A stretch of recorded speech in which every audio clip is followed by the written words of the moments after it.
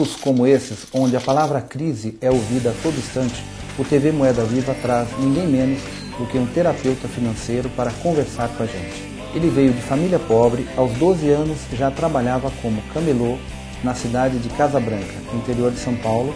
Hoje, aos 47 anos, além de escritor, consultor, é terapeuta financeiro. Estou falando de Reinaldo Domingos, o nosso convidado de hoje. Este quadro é um patrocínio de Fadime Agrobusiness, o investimento dos seus sonhos. Tudo bem, Reinaldo? Tudo bem, Luiz. É um prazer estar aqui na TV Moeda Viva. E, sem dúvida alguma, o dinheiro é o nosso papo hoje, não é isso? Com certeza. Reinaldo, em tempos de crise, o terapeuta financeiro é mais solicitado do que de costume?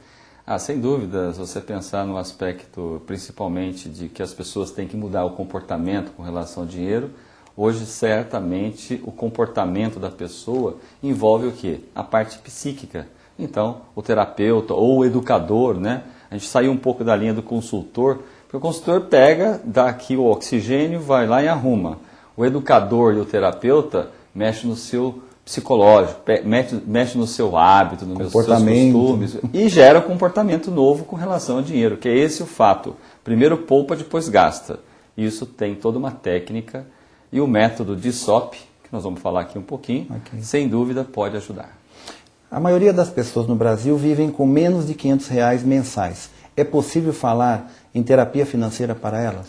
Sem dúvida. Hoje não importa o que você ganha, e sim quanto você gasta e onde você gasta. O que acontece é que você prioriza 100% muitas vezes o seu consumo. A criança já começa gastando e não poupando. Então nós temos um grande problema com relação ao desencaixe do dinheiro. Então ele sai para o consumo, mas não sai para a poupança. Então nós temos que inverter esse ciclo. Primeiro você poupa, depois você gasta. Durante o seu trabalho, o que mais você notou que atrapalhava as pessoas no planejamento financeiro e acabava levando-as ao endividamento? Nós temos dois fatores importantes. Do lado direito nós temos aqui o marketing publicitário que fala para você, Luiz, compre, compre. E do outro lado nós temos o crédito fácil, que faz você comprar aquilo que você não sonhava com o dinheiro que você não tem. Esses dois fatores levam ao endividamento pela falta do sonho, pela falta da priorização. Não a falta do sonho, porque todos nós temos, mas eu preciso priorizar aquilo que eu primeiro desejo, aquilo que a minha família primeiro deseja.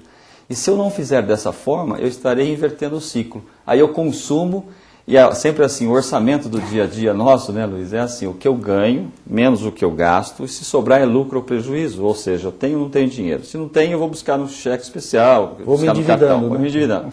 Se tem, também não me garante que eu vou me tornar uma pessoa independente financeiramente. O modelo do método de SOP, de educação financeira, fala o que eu ganho, tira para o meu sonho e depois eu vou adequar meu padrão de vida. Então, essa inversão é que precisa acontecer em todos os orçamentos das famílias brasileiras. Então, aquela pessoa que ganha R$500, que fala que não pode ser feliz, não pode ser independente financeiramente, isso não é uma verdade.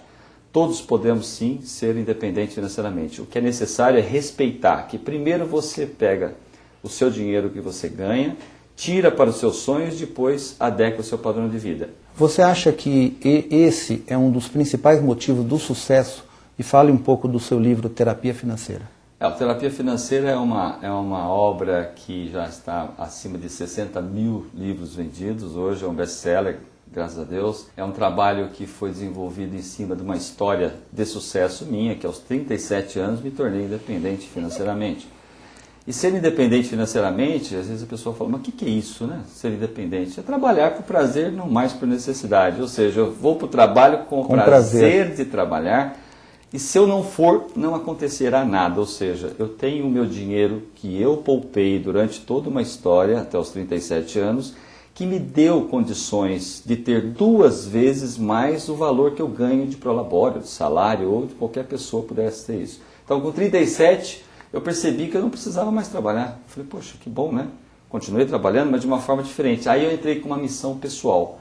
Se eu, camelô, lá, auxiliar de camelô, porque se fosse camelô era mais rico ainda, né? Tinha mais dinheiro. É mais dinheiro ainda, né? Há quem diz que eu fui auxiliar de camelô. com isso, eu cheguei a 37 anos, uma família do interior, modesta, simples.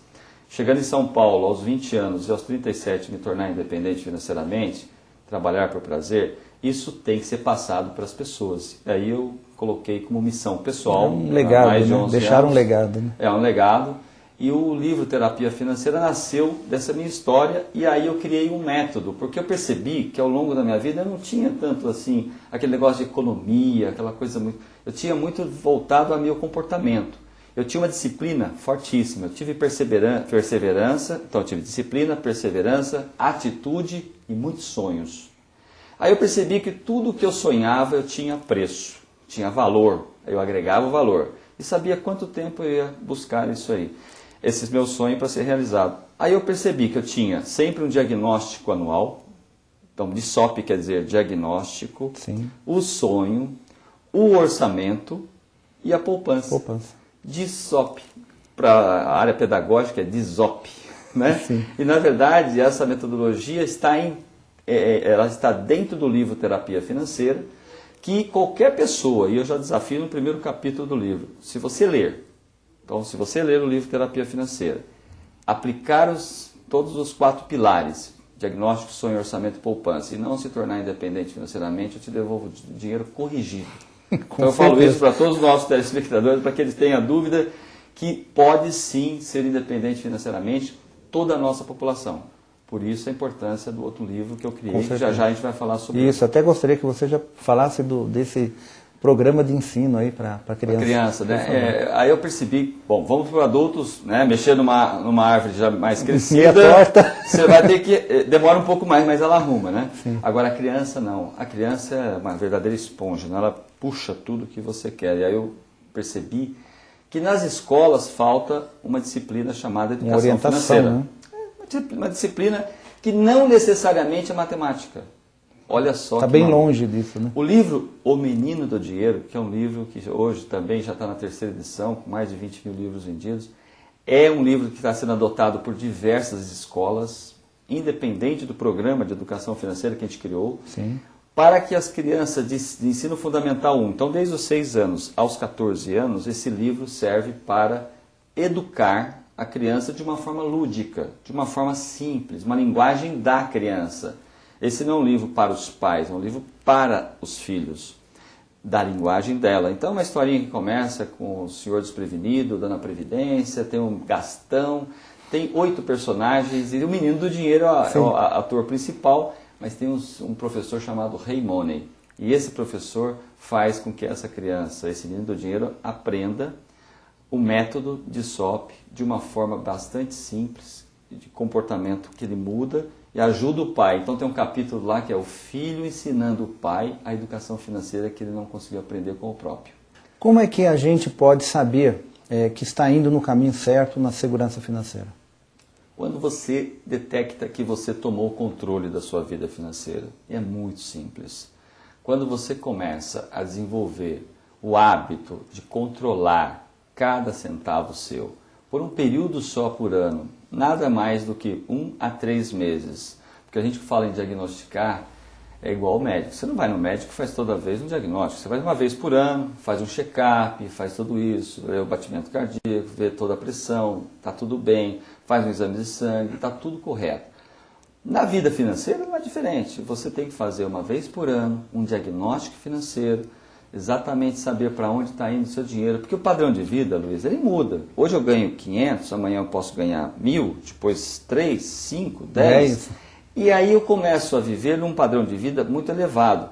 E quando eu vou me aposentar, e aí tem o lado da aposentadoria, eu falo isso no livro, a situação dos aposentados brasileiros hoje, é complicado. De mais de 23 milhões de brasileiros, estão numa situação muito complicada. Por quê?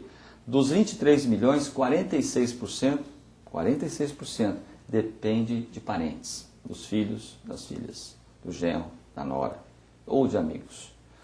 28% estão pedindo esmola, estão na beira, né, triste. A falência. A falência total. Os 25% estão tendo que trabalhar até o final da sua vida, porque não guardaram nenhuma reserva para uma aposentadoria. Só 1%. Isso é dados do IBGE de 2006. Só 1% das nossas a massa de aposentados e pensionistas, dos 23 milhões, somente 1% é independente financeiramente. Então, se você está aqui nos assistindo, você que é empresário, tem que pensar também na sua aposentadoria. Lá na frente, né? Porque a gente, às vezes... Eu vou fazer uma pergunta, posso fazer uma pergunta para o Pode. empresário aqui? Ou qualquer pessoa que esteja nos assistindo, você que é uma pessoa assalariada, não tem problema nenhum, executivo, se você hoje não mais trabalhasse, se você não mais tivesse o seu salário, o seu prolabore, o seu lucro, a pergunta para você é: por quanto tempo você conseguiria manter o seu padrão de vida? Se essa resposta você pensou e você falou não mais que um ano, eu não tenho a menor dúvida que você tem que parar e refletir toda a sua vida financeira, porque tem alguma coisa que não está legal, precisa ser arrumada. Para encerrar a nossa entrevista de hoje, em sua opinião, por que tanta gente acaba desenvolvendo uma relação perversa com o dinheiro? Porque já vem dos antepassados, de gerações, né, que o dinheiro é uma coisa que tem... não é uma coisa muito sagrada, é uma coisa, sabe, coisa que não é do bem, e não é uma verdade. Na verdade, o dinheiro é do bem. Aliás, se você olhar na Bíblia, o dinheiro aparece em N lugares dentro da Bíblia, né? Então é sagrada, né? Agora, o dinheiro não pode ser adorado.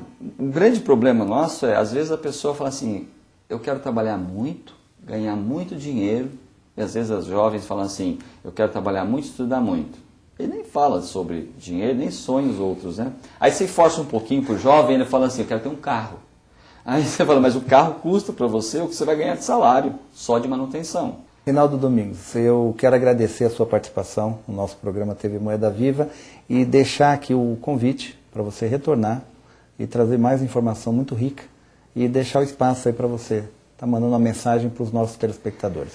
Vocês da TV Moeda Viva, eu acho que, Luiz, eu quero deixar simplesmente uma mensagem que você precisa tomar as rédeas da sua vida financeira. Mesmo que você seja um empresário, que você seja um executivo, que você seja um colaborador de uma empresa, não importa. Você que é dona de casa, que sabe que precisa da educação financeira, porque você é uma das mais importantes hoje administradoras do dinheiro, muitas vezes. Então, é importante que você se capacite, é importante que você se eduque. E educar é uma coisa muito simples, é uma ordem do fator que precisa ser corrigida, só isso. Então, eu desejo muita sorte, muita alegria. Veja a educação financeira como sua aliada para você desenvolver o grande e sonhado, por que não dizer, a independência financeira de todos nós brasileiros. Obrigado.